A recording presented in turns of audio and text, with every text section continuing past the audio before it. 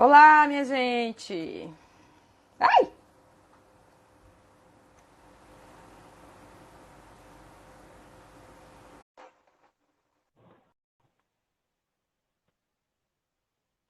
Olá, meu povo.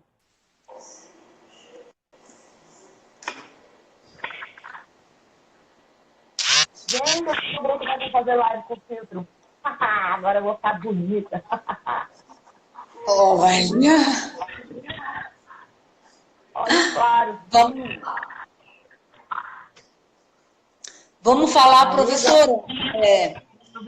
Nós já falamos do regime de comunhão parcial de bens, nós já falamos do regime de universal de bens, nós vamos falar agora do regime de separação consensual. O regime de separação consensual é aquele regime onde as partes, de livre e espontânea vontade, elas decidem que vão separar, ou elas decidem Agora eu que tô elas ouvindo. querem viver junto, mas que elas não querem dividir patrimônio. Ela disse, olha, o amor é grande, a gente quer que o amor que continue, cada um vai administrar o seu patrimônio.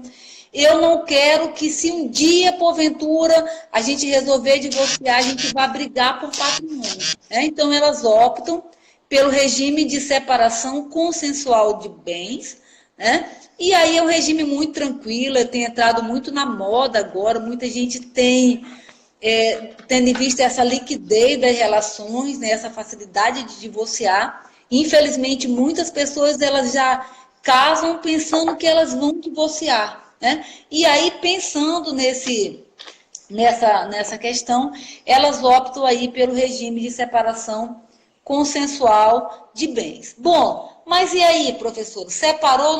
Casou no regime de separação consensual de bens, mas se lá no meio do casamento a gente olha, o casamento está dando certo. Oi, Léo, boa noite. O Braba casamento está não! dando certo. Hã? Hã? Braba não, a gente não é braba não. Não entendi. Um aluno colocou ali que a gente é as duas mais brabas da UVS. Não é braba não. E é o Léo. Oi, Natália, Raquel, boa noite. Então, optou pelo regime da separação consensual de bens, o patrimônio não vai comunicar. Mas aí chegou um belo de um dia, eles decidiram, olha, a gente pode comprar um bem juntos, e agora? Mas o nosso regime é de separação consensual de bens, não tem problema, eles podem comprar o bem junto, faz a escritura pública no nome dos dois, tudo ok. Lá no final, o casamento, a convivência ficou insuportável, resolveram divorciar, eles só vão dividir aquele patrimônio que foi adquirido de forma conjunta. É isso, professora? Na separação? Aham, na separação consensual de bens. Na separação consensual é aquele negócio, né? Que é meu, que é seu, dane-se, né? Se porventura chegar a comprarem algo juntos, tudo bem, vai ter essa separação aí. Mas só se Aham, porventura tiver isso daí, né? isso. E eu queria deixar aqui uma observação, antes da senhora falar dos aquestos, é que ainda que eles tenham a mesma nomenclatura de separação, as regras são um pouquinho diferentes com relação à separação obrigatória e à separação convencional de bens. A separação obrigatória, ela não precisa de pacto, tá? Ela não precisa de pacto, porque já é imposto, não é escolhido. E a separação obrigatória, ela precisa da outorga conjugal, né? Os noivos, ó, o casal, eles não têm autonomia patrimonial. E nesse tipo de regime incide uma súmula do STF, que eu acho que é 382, salvo engano, do STF, que ela fala sobre na hora da partilha, eles vão dividir aquilo que foi obtido com esforço comum. Aham. Então, assim, Professora, Oi. não, pode continuar, é que tem uma pergunta aqui do Felipe. Depois a gente Já responder. respondo. Tá. Tá. Na ação de divórcio ou dissolução de união estável, deve ser incluído no valor da causa as dívidas? Se essas dívidas forem comum, claro, né? Aham. Se essas dívidas forem do casal, por exemplo, eu posso não ter condição, eu posso estar com o nome sujo na praça. E aí o meu marido foi lá na Móveis Gazin, fez um crediário para comprar sofá, geladeira para nossa casa. É para nossa casa. Essa dívida ela é comum, ainda que esteja no nome dele. Isso daí tem que entrar na ação de divórcio, sim. Lá o boletozinho. Fique comprovado que as dívidas não foram revestidas em proveito do casal. Então, Mas se eu comprei. Exato, se eu comprei lá um sofá, uma geladeira para nossa casa, é óbvio que eu vou ter que dividir as dívidas. Então pode acontecer de no meio do caminho separar, né? Infelizmente, você vai fazer o arrolamento de bens. Você vai dizer tudo que o casal tem e vai dizer tudo aquilo que o casal tem de dívida. Porque ela também vai entrar na história. Porque, né? Se você casou na comunhão universal, coleguinha, você vai ter que colocar tudo, porque as dívidas entram. Sejam elas revestidas ou não ao casal. E professor, e por fim, né, e não menos importante, o regime de participação final nos aquestos, né, o regime de difícil entendimento e de aplicação também. É o regime do Luciano Huck e da Angélica. Isso, quem opta pelo regime de participação final dos aquestos são pessoas ricas, né, pobre. Na verdade, eles são praticamente sócios. É um regime que é meio mercantil, né? É um regime mercantil onde as pessoas elas vão ter ali no casamento sempre uma contabilidade, né? Os bens que foram adquiridos pelo esforço comum de cada um vai poder administrar e lá no final ali vai verificar o que cada um participou efetivamente na aquisição daquele patrimônio para poder ser dividido. A senhora quer completar alguma coisa, professora? No regime dos aquestos, o que é importante você saber? Ele é um regime híbrido. Porque quando você casa com regras da separação. O que é seu, o que é meu, ponto. Quando você vai se divorciar... Isso, quando você casa. Quando você vai se separar, que você vai para a parte da partilha, você tem que equilibrar os aquestos. Aquestos significa, né? Primeiro não precisa traduzir o que é aquesto. Aquestos são os bens adquiridos onerosamente, né? E aí você tem autonomia durante o casamento. É por isso que grandes empresários, pessoas que têm dinheiro, o exemplo que eu dei, né, do Luciano Huck e da Angélica, porque ele é empresário, ele tem a vida dele, ela tem a vida dela, ela é atriz, ela é apresentadora de programa, ela tem as bonecas, os brinquedos dela, ele tem as boates, os restaurantes. Então, para eles poderem ter poder de gerência sem ficar tendo que precisar do outro, né, para poder mexer no seu patrimônio. Isso viabiliza a atividade, isso dá oportunidade para que cada um possa gerir da melhor forma o patrimônio. Né? Exatamente. Na verdade, professora, eu sou muito a favor desse regime, porque às vezes é muito injusto que um não mede esforço para poder adquirir um patrimônio e o outro está lá olhando as nuvens, contando as estrelas. Né? E acaba que no final... O professor Clóvis, que também é professor de direito de família, ele é muito a favor do regime de separação final dos aquestos. Então, o regime da separação final dos aquestos também tem mais uns detalhezinhos. Então, você casa como se fosse na separação e você se separa e você se divorcia como se fosse na comunhão parcial. Perfeito. Né? E o que acontece? Aquele patrimônio que teve lucro, ou aquele cônjuge que perdeu dinheiro, por que se fala participação final nos aquestos? Porque vocês vão fazer uma espécie de balanço patrimonial, o que cresceu de patrimônio, o que perdeu de patrimônio, para fazer essa diferenciação e acrescentar no patrimônio do casal. O patrimônio individual de cada cônjuge, entenderam? É por isso que fala participação final. Você vai chegar vai parar as arestas, né?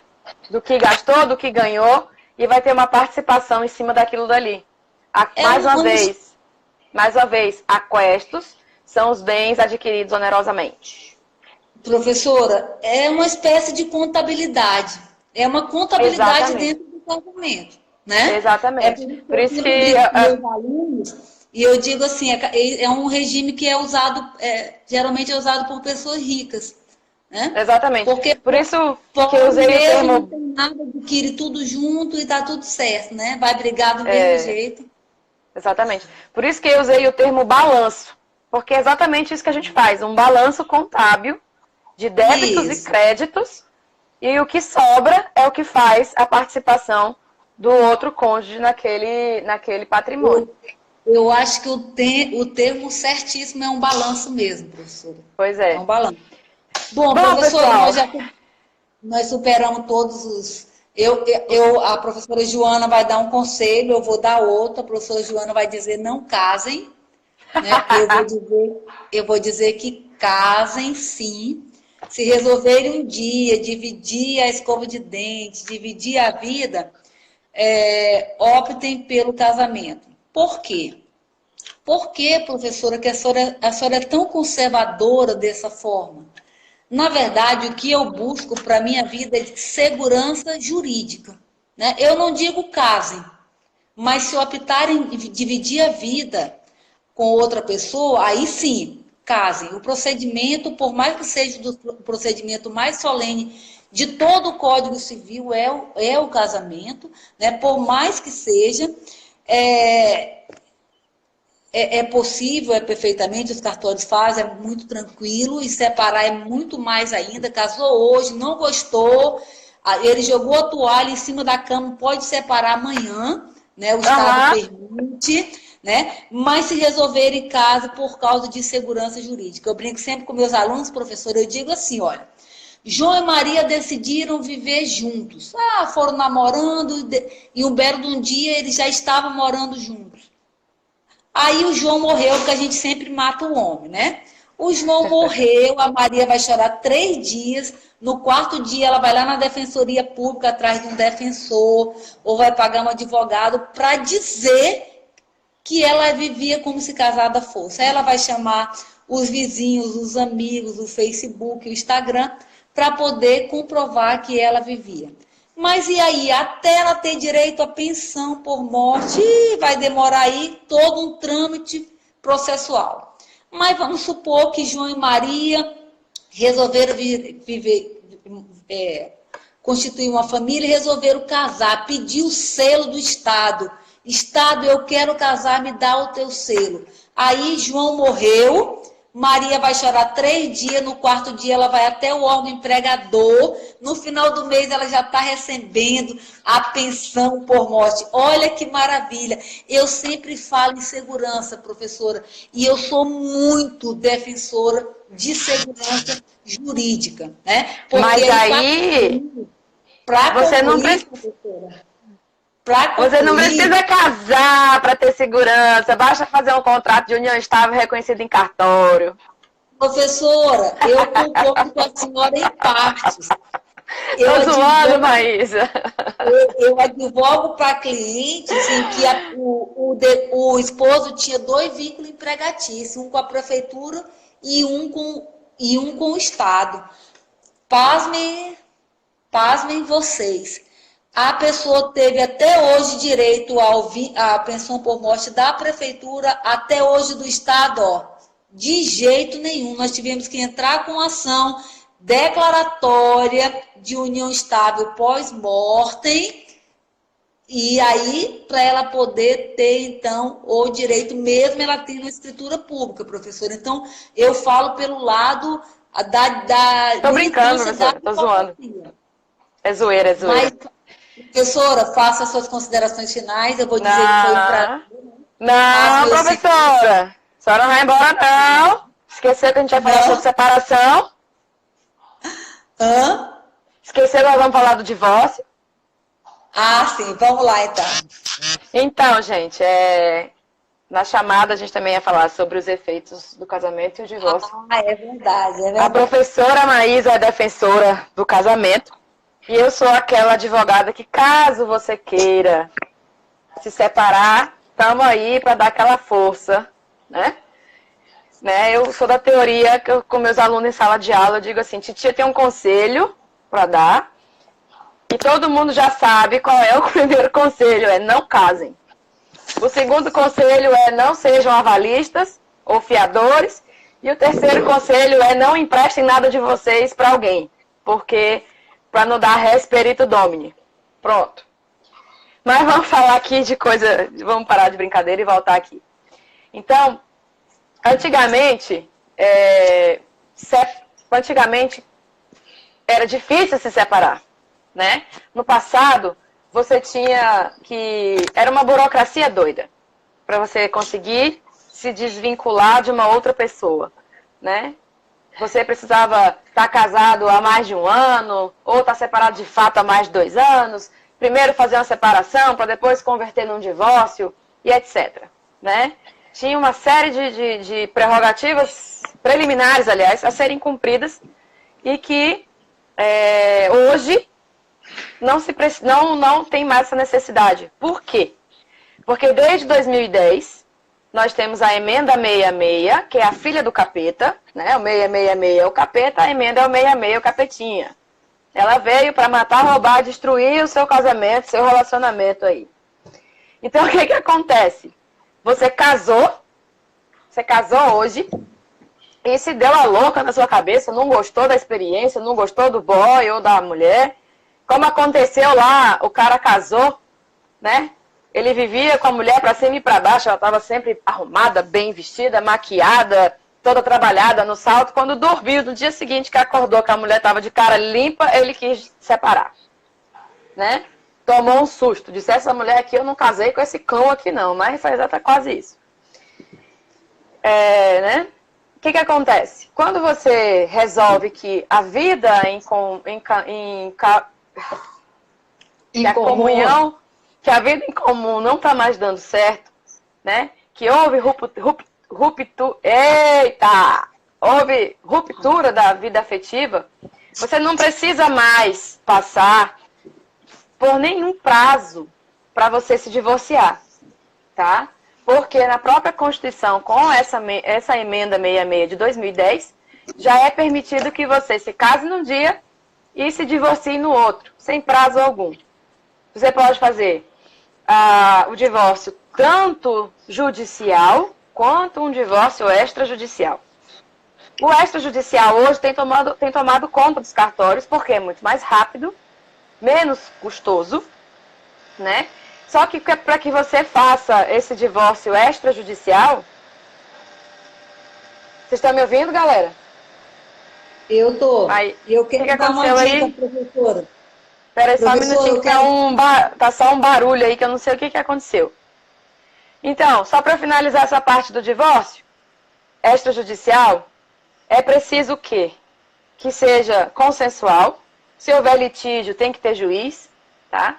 Tem que ter um advogado ou um defensor público para dar validade ao ato.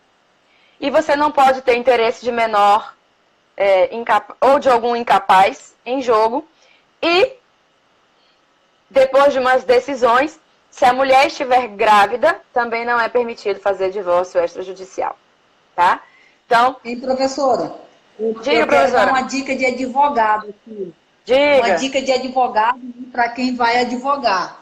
Hoje, nós temos o Sejusc, que ele tem a possibilidade de fazer o divórcio, né, de homologar o divórcio, na verdade, mesmo tendo filhos menores, né, se for consensual, né? Mas desde que haja uma prévia consentimento do Ministério Público e do juiz. Aí você entra com a ação, a juíza, que é a doutora Lilian Daisy, ela encaminha para o Ministério Público vai analisar, né, se estão garantidos os direitos da criança e do adolescente, verificando essa questão, o juiz homologa no Sejusc, que é muito menos oneroso. Essa é uma dica que eu dou, né? Eu estou fazendo vários divórcios no Sejusc, e assim, para o advogado não é tão bom porque a gente ganha menos, né? Mas para o nosso cliente é maravilhoso, e o advogado ele tem que sempre prezar pelo cliente. Pelo interesse, então, do cliente, é verdade. Que a gente tenha um honorário menor, é muito importante a gente saber que é possível sim, mesmo tendo filhos menores, tá? Eu achei bem interessante e eu quero repartir. Professora, cliente satisfeito é garantia de retorno, né, professora? Garantia de indicação. Com certeza. E a nossa obrigação enquanto advogado é essa, né? É verdade. Então, pessoal, a gente tem essa possibilidade de fazer o divórcio extrajudicial ou judicial. Porque aí, no judicial, você pode estar em litígio, pode não, né? Você tem uma lide, vocês estão discutindo, vocês não chegam a um acordo. E aí, tem que ser feito perante o juiz, tá bom?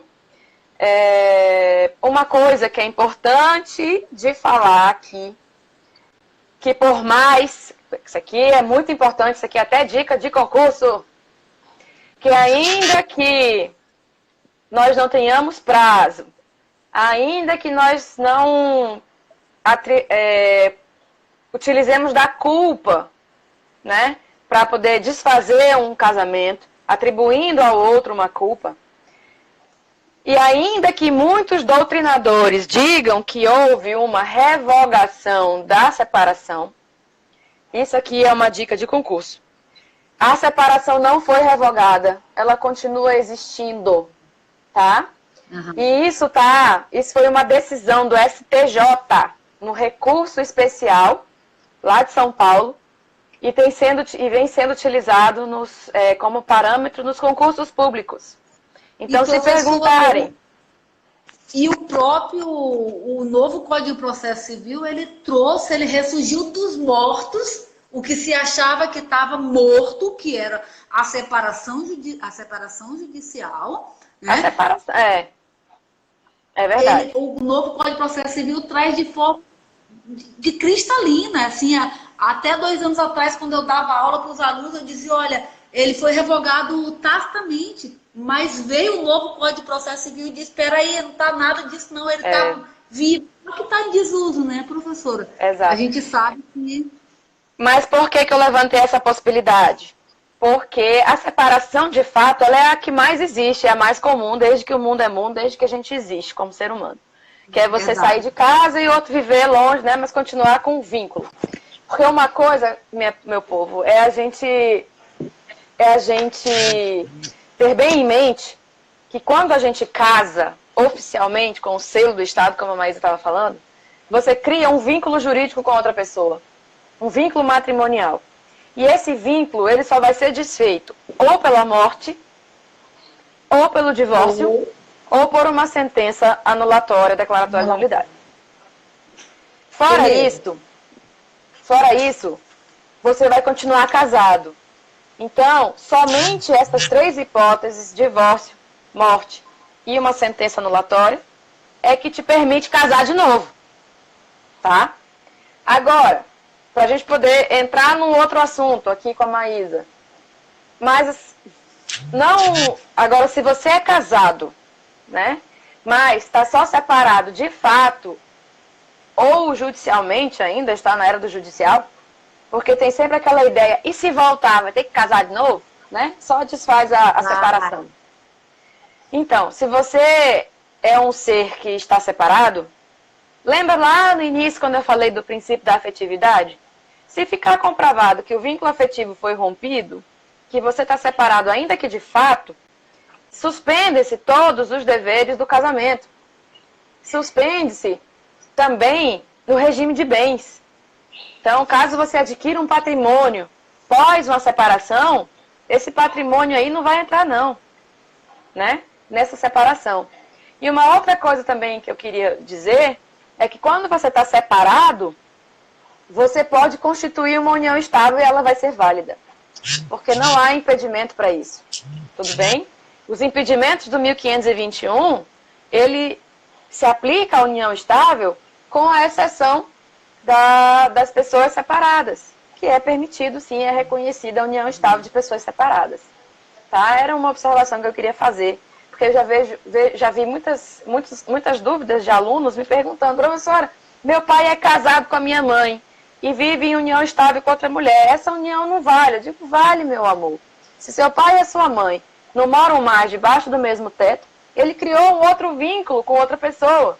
O vínculo matrimonial com a tua mãe, ele existe sim perante o Estado, mas o vínculo convivencial ele está criando com outra pessoa. Começa a incidir novas regras, nova situação jurídica para o seu pai e a companheira dele, né? Então é por isso que eu digo que é muito importante. A gente esbarra novamente em segurança jurídica, né? Isso é o que me preocupa. Sempre que eu estou dando aula para os meus alunos, eu prezo muito em passar para eles. Eu digo para eles assim: olha, se de tudo, vocês conseguirem alcançar a importância da segurança jurídica, eu já vou sair daqui satisfeito. Né? Porque se uma pessoa é casada, né? Se ela tem o selo do Estado, mas ela é casada de direito, mas não é de fato, e ela vive de fato com outra pessoa, né? Se fez laço com outras pessoas e aquela outra pessoa, ela vai ter sim direito. Só que para que ela tenha aquele direito, para que ela possa exercer aquele direito, ela vai ter que correr atrás do Estado e vai dizer: Estado, pelo amor de Deus, me socorre. Me ajuda, como se fosse, né? Me ajuda, porque eu preciso de ajuda. E aí essa pessoa, ela vai ter que passar por um processo. Verdade. E a gente vai conversando, a minha mente vai fervendo aqui. A minha mente ela vai querendo falar milhões de coisas. Mas uma coisa que eu sempre falo para os meus alunos, e que isso serve como prova, como meio de prova, seja para um casamento, seja para um relacionamento, seja para um contrato, para qualquer coisa. Basta que você passe, por exemplo, tem foto, tem conversa de WhatsApp, tem foto publicada no Instagram, aquelas declarações de amor, né, que eu sempre tiro onda dentro de sala, aquelas coisas que você escreve, relação séria, tudo isso, basta que você imprima, faça o registro desse material, acabou, gente, isso vira prova para vocês. Como que eu vou comprovar um relacionamento? Tá aí? WhatsApp, boa noite, meu chuchuzinho, eu tô com saudade, desliga você primeiro, não, desliga você, né? As conversas gravem tudo, não apaguem nada. É a dica que eu deixo pra vocês. E outra coisa. Eu dou outra dica. E outra coisa, se tiver filho, fica mais fácil ainda, né, Maísa? Diga. A dica que eu dou é: não escreva nada pelo WhatsApp, nada por e-mail. Liguem! Né? Nem ligando, né? Se quer esculhambar alguém, esculhambe, mas não liga nenhuma outra pelo WhatsApp. É por isso que eu falo, não posta, não se queime em rede social, porque é fogo para desfazer. E se você for ligar para a pessoa, liga de um número desconhecido, velho. Porque normalmente esse povo tem aplicativo que grava a conversa, né? Então, se é para brigar com alguém, briga pessoalmente. Não deixa prova, não deixa resquício. Se mandar áudio, meu filho, piorou. Salva os áudios, tudinho, acabou. Né? Porque não... Fica aqui uma outra dica. Manda para uma outra conta, que se a pessoa apagar o áudio, você consegue ouvir lá na outra conta. Bom, então, gente, para provar tem de tudo, né? Mas eu só aqui pelas mensagens, enquanto eu tô falando, que estão subindo, eu e a Maísa, a gente está adorando fazer essa live. Eu tenho certeza que está sendo muito divertido para nós duas. E a gente está muito feliz que vocês estejam gostando, porque é por vocês que a gente escolheu fazer isso. E a gente espera sempre que vocês estejam presentes conosco nas nossas lives, né? E eu não sei, Maísa, tá na hora de encerrar já ou a gente continua com eles? Eles que mandam. A gente encerra ou não? Vamos encerrar para ficar o gostinho de quero mais, né, professora? É verdade. Gente, muito obrigada. Maísa, obrigada pelo convite. Professora, eu tô vendo que a senhora está na sua casa, né? Tô. Eu ainda tô aqui no escritório ainda, ó. Você Eu vou falou em verificar. casa. Você falou em Não. casa. Eu me lembrei de um negócio. Ah, Das pessoas que confundem também contrato de namoro, namoro qualificado. Isso tudo vai ser tema para uma próxima live, hein, Maísa? Namoro qualificado, poliamor, guarda compartilhada de animal, que está muito em alta, é verdade. né? É Então, verdade. gente, eu acho que fica aqui o meu agradecimento à Maísa pelo convite. Fica o meu agradecimento a vocês que assistiram a gente, estão assistindo a gente desde 8 horas da noite. São 9h25. A hora passou muito rápido. E eu quero que vocês saibam que Maísa e eu, a gente vai estar sempre à disposição para fazer live, para fazer explicação, né? Maísa e eu vamos fazer uma parceria aí de TCC, Maísa, de ser banca junto. Já tem aluno aí que não quer, com medo de mim em banca, que eu tô sabendo. Mas dizer que é maravilhoso discutir direito de família, é uma das melhores áreas do direito civil, né? Porque todo mundo passa por uma fase do direito de família, então é gostoso, é interessante. A gente também pode marcar depois mais uma live sobre alimentos, pensão, sobre regras de separação, né?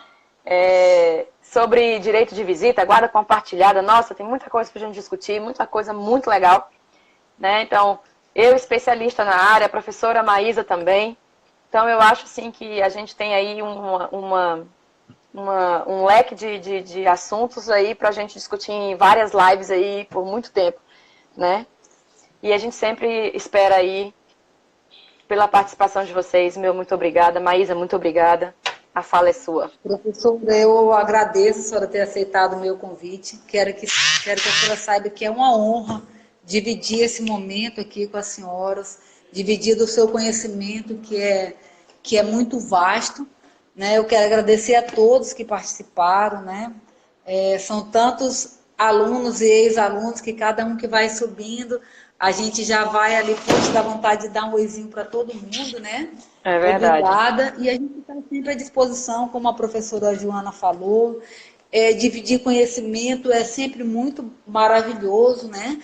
E a intenção é que a gente faça outras lives, que vocês participem com a gente, tá bom?